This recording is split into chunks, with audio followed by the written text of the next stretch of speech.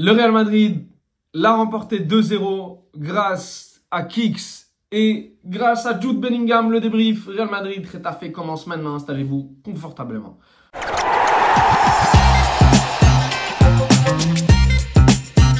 Hola chicos, buenas tardes, buenas noches, bienvenidos a todos. J'espère que vous allez bien. Le Real Madrid s'est imposé 2-0 grâce à Jude Bellingham et à Kylian Mbappé. Oui, Kylian Mbappé, qui l'aurait cru? Qui l'aurait cru? Qui l'aurait cru? D'habitude, on galère face à Getafe. D'habitude, c'est nul mi-temps, 1-0. Et Jude Bellingham marque à la 92e. Mais non, ça c'était l'année dernière. Cette année, c'est 2-0 à la mi-temps, chicos. On aurait pu marquer plus. On aurait pu marquer plus. Kylian a encore raté plusieurs matchs, plusieurs frappes. Voilà, il a cadré, il n'a pas cadré, il a tiré à côté, il dribble le gardien, il tire à côté, il tire sur le gardien. Il aurait pu marquer un triplé. En fait, le Mbappé Prime, il aurait marqué un triplé aujourd'hui. Un triplé. Le péno laissé à Jude Bellingham. Oui, c'est gentil. Mais pour moi, il l'a laissé parce qu'il sait qu'il n'a pas la confiance. Il n'a pas la confiance, surtout après le péno raté. Et je pense que il l'a laissé parce qu'il n'avait pas la confiance pour le tirer et il n'avait pas la confiance pour le mettre au fond. Et je pense qu'il a eu raison. Il aurait dû faire ça également face à Liverpool. Et je lui en veux encore. Ça se ressent dans mon intonation de voix. Et il a bien fait. Parce que quand tu regardes Jude, finition, clinique, frappe, impeccable. Il n'y a rien à dire. Donc voilà, 2-0 à la mi-temps, 2-0 à la fin de match. La deuxième mi-temps, elle était un peu plus tranquille, plus light, elle était plus smoothie, quoi. Elle était smoothie, elle était tranks, elle aurait pu mettre plus de buts. Voilà, mais le problème, c'est quoi? C'est qu'il a, comme je vous l'ai dit, le Mbappé, il a raté. Le Real Madrid s'est imposé facilement face à Getafe. La défense. Je vais commencer par la défense.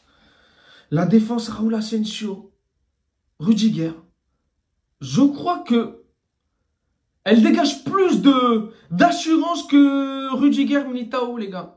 Parce que Rudiger Militao, depuis le début de sa saison, c'est marché, quoi. C'est franchement, on dirait deux joueurs du marché. Alors que là, on dirait deux joueurs compatibles. Là, Monsieur Propre, voilà. On a le nouveau Monsieur Propre. Avant, c'était Varane. Varane est parti. On cherchait un peu partout. On l'a trouvé à la Castilla. Il s'appelle Raúl Asensio, chicos. Justesse. Agressivité comme il faut. Parfait. Agressivité, justesse. Il temporise au bon moment. Il a la justesse qu'il faut. Il a l'agressivité, la bonne course qu'il faut. La faute quand il faut. Je suis amoureux. Raúl Asensio exceptionnel. Franchement, d'un côté, c'est bien qu'on ait perdu Militao pour découvrir un joueur talentueux. Le joueur qui va marquer peut-être son histoire au Real Madrid. Il va marquer une belle histoire. Parce que Raúl Asensio, franchement, c'est parti pour faire une Sergio Ramos. Sans s'enflammer, bien sûr. Mais il fait les gars, 3 matchs en pro. Regardez ce qui sort. Liverpool, il fait une bête de première période. Et face à Leganés, c'est aujourd'hui, très très bon match. J'ai rien à dire, Rudiger. Mais on le retrouve avec Asensio. On retrouve la meilleure version, on va dire, de Rudiger avec Asensio. Alors qu'avec Militao, c'était la perdition. Ils étaient perdus les deux. Mais ils étaient perdus. Mais là, on le retrouve. La cohésion entre les deux, l'entente qu'il y a entre les deux, franchement, je pense que on peut espérer de belles choses avec les deux dans les prochains matchs.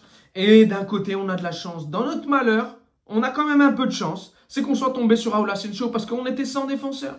T'imagines, t'aurais mis Vallejo face à Liverpool? Je vous laisse imaginer. T'imagines, t'aurais mis Vallejo face à Leganés? Ou aujourd'hui? Non, non, non, j'imagine pas. Vallejo, il est là pour faire le poireau, franchement. Donc, chicos, la tarte, elle est en train de se préparer et on va la grailler toute l'année. J'espère que la tarte poireau Vallejo va partir à la fin de saison. Et je pense qu'il va partir parce qu'il est en fin de contrat. Donc, voilà. Vasquez, tu le mets arrière droit dans ce genre de match. Il n'y a pas de problème. Mais tu le mets pas face à Liverpool, face au Barça. Même face à Bilbao, les gars. Mercredi, San Mamés. Vous savez tous le Real Madrid à San Mamés. C'est la grinta, c'est le fuego. Franchement, c'est dur. Nico Williams, Inaki, les deux frères Williams, ils vont nous manger. Sunset, il va nous sortir une sunset avec un doublé. Non, les gars, Bilbao, San Mames, hay que tener miedo, chicos. Moi, tengo miedo. La vérité, j'ai peur. J'ai déjà peur. San Mames, vous savez, c'est dur. San Mames, franchement... Ça commence à gratter, parce que les gars, je vous le dis, ça va être très très compliqué. On a eu en fait un Real Madrid qui se gère. Ils ont fait un bon match. Mais quand tu regardes le match à Liverpool, c'était dur. En fait, le Mbappé, c'était un micro-réveil. Microbiote. C'était pas un mini-réveil, c'était un micro-réveil. Et quand tu regardes le match qu'il fait, ça va. Mais il n'a pas les jambes pour tenir 90 minutes. Sors-le, t'as San Mames qui arrive mercredi. Repose-le. T'as reposé Bellingham à la mi-temps, repose le 9. Repose-le.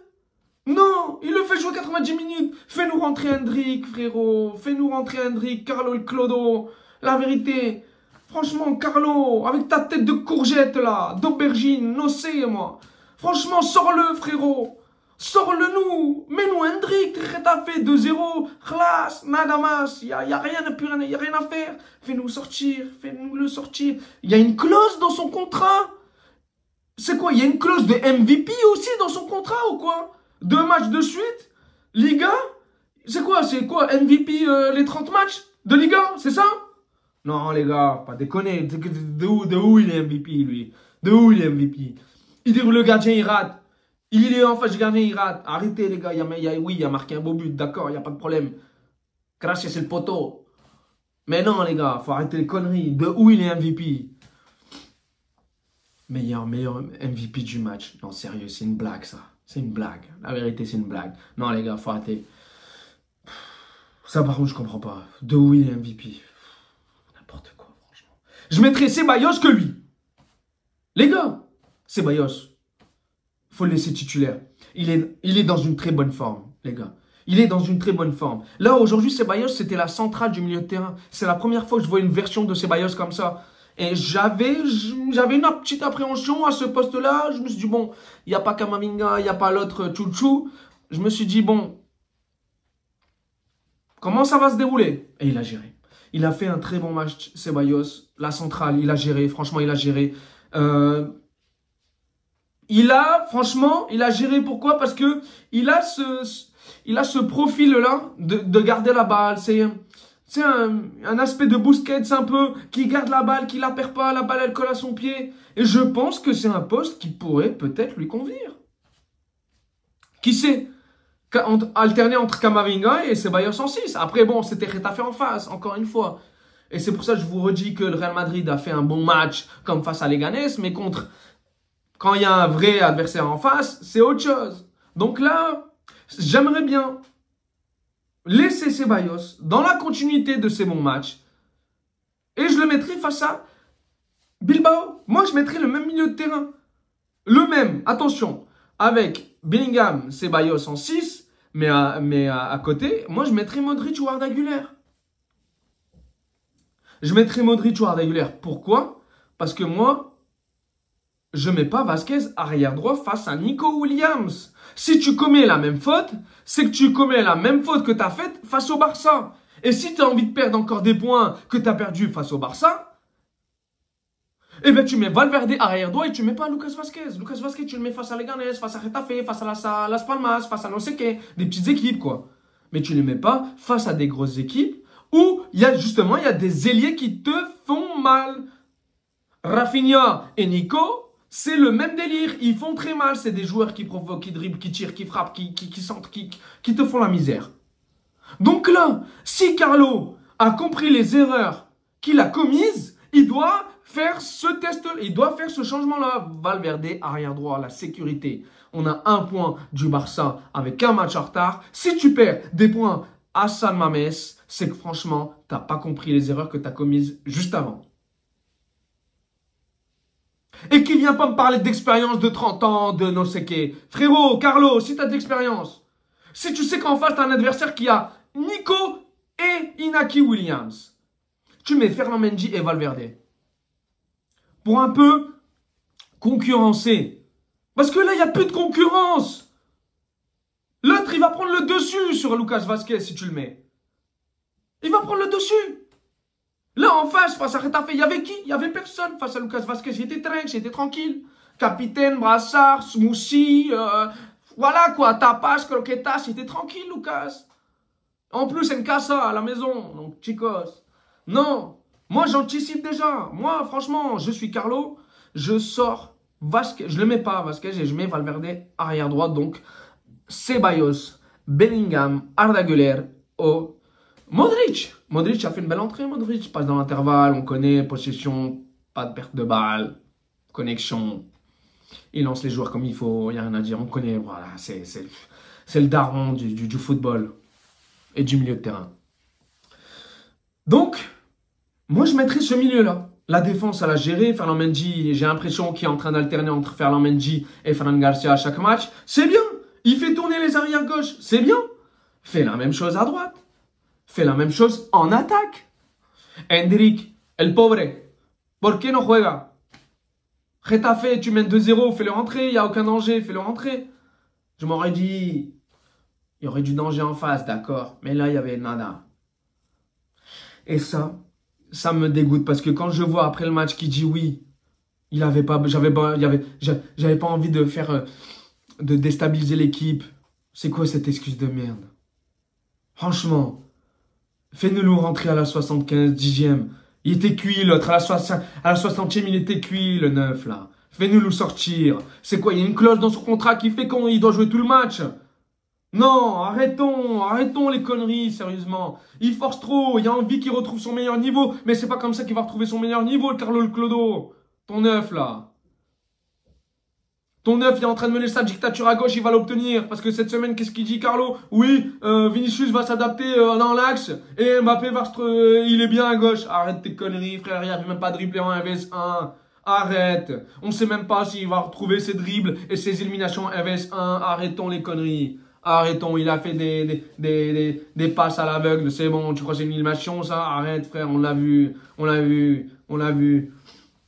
Il a eu un Irlandais de 21 ans, Bradley. Il a eu un joueur de Leganés, là. Il n'a même pas réussi, frère. Arrêtons les conneries. Faut arrêter de forcer avec lui à gauche. Vinicius, il n'y a pas meilleur que lui. Ailier gauche. Et en élimination, c'est le meilleur éliminateur de tous les temps.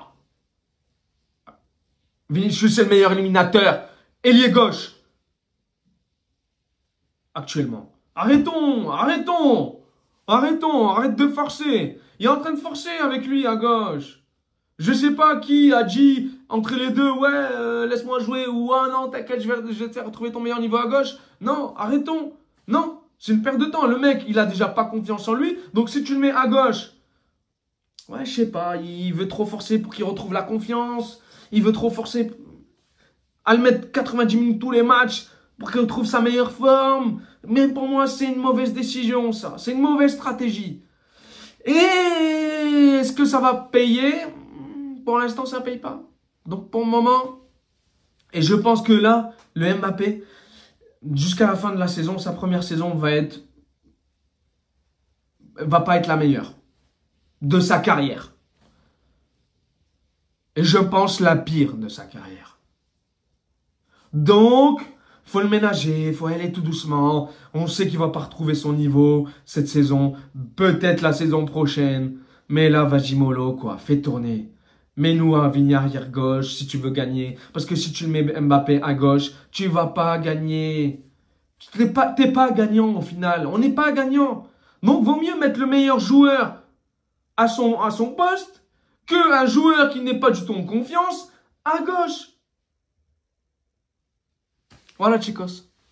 San Mamés, miércoles a las 9 à 9h. San Mamés, ça va être compliqué parce que le Sunset, là, il a mis un doublé au Rayo aujourd'hui dans la Comunidad de Madrid. Le Sunset, là, il va nous mettre un Sunset. J'ai mal aux yeux. Là, j'ai mal aux yeux. Attention. Sunset, là, Sunset. Et les Inaki et les Nico. Ojo. Attention, on sait tous que le Real Madrid, c'est compliqué. Et en plus, avec une équipe comme celle-ci, qui réussit contre les petits, mais face à les grands, On verra, on verra. Ça va être la même galère. On dirait tous les mercredis, on va trembler. À l'extérieur, en plus. Ça va être la même galère que face à Liverpool. Je tiens à vous prévenir. C'est facile face aux petits. À l'extérieur ou à domicile. Mais attention, San Mamés, Bilbao, Villarreal, les grosses équipes de la Liga, Atlético Madrid. Attention, ça va être très, très compliqué. Et vous croyez pas que oui, ils ont fait un bon match, ça va un peu mieux. Mais San Mamés, c'est autre chose. Le bateau basque, il peut faire écrouler le bateau madrilène miércoles, chicos. On se capte mercredi. D'ici là, n'hésitez pas à liker, à partager. Prenez soin de vous. Ciao, ciao.